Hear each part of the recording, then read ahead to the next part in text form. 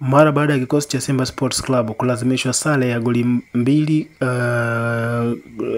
dhidi ya Azam Football Club, kocha mkuu wa kikosi hicho Farouk Davids alikuwa na mengi kuzungumza, lakini moja kati ya kitu cha msingi ambacho alikizungumza ni kwamba kwa mashabiki wa Simba huu ni muda ambao wanapaswa kutuliza akili, ni muda ambao wanapaswa kuisupport timu yao kwa namna moja ama nyingine, kuhakikisha kila kitu kinakwenda vizuri, ni muda ambao wanapaswa kuhakikisha kila kitu kinafanyika kwa standard na kwa ustawi wa hali ya juu sana. Hakuna ambaye hafahamu of course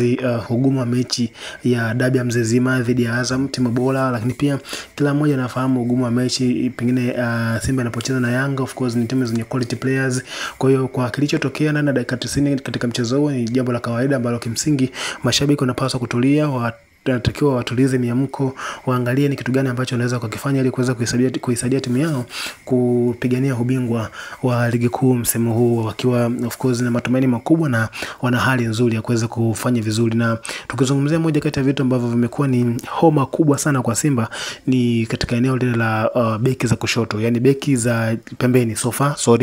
tunazungumzia upande wa Shomari Kapombe beki ya kulia, lakini pia fullback ya kushoto, yani left fullback ya Mohamed Hussein ambayo iliruhusu goli la kusawazisha dakika 90 Zidane Saleri